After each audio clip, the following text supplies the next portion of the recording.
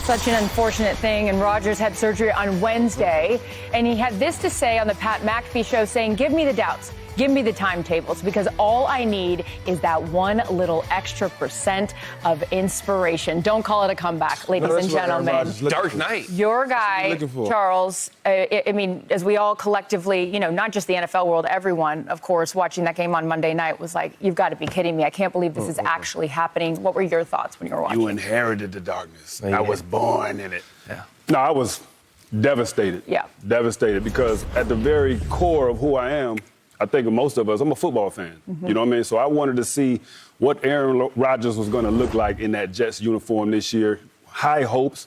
We always talk about the defense and how good they are, but we all wanted to see, was Aaron going to be able to get this team over the hump, get them to the Super Bowl?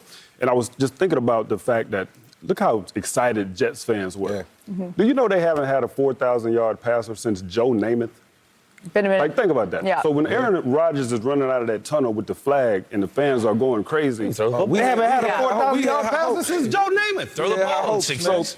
So I was excited to see him play, man, and just really hurt as a fan that he's not going to be able to continue this year. And what his comments on the Pat McAfee show, if there's anyone that can do it, I mean, there's all these, he's old, he's this and that, but it's like the competitive nature of this guy and getting that surgery, and it didn't happen in week 9, right? And the only silver lining is if he gets hurt, you got at least a full year to recover. Can he come back? And your thoughts sort of on everything that happened? I don't doubt Aaron Rodgers coming back. That's all he needed is a little bit of motivation, and now he's found a way to get that. And whether you're 22 or you're 40 years old, rehab, as we know.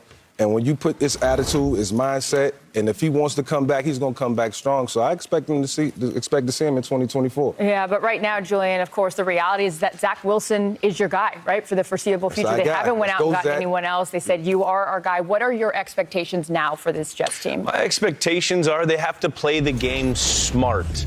They have to play to that great defense that they had like they did last week against the Bills. They turned the ball over from Josh Allen, one of the premier quarterbacks, 3 times. Then they had a walk-off special teams touchdown for the win.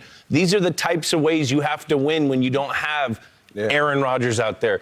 Zach Wilson, he had 5 months with Aaron Rodgers. That's the best thing you can have for a young quarterback. He was walking with a little bit more swag, a little more confidence. But if he could pick up things, how to handle a huddle, how to be a professional, how to prepare, all these little things that young players in the National Football League don't know, he got to be next to Aaron Rodgers, one of the greats, for 5 months. He's light years ahead of where he was last year. You also got a great defense. You got a great running game. You got talented receivers on the outside.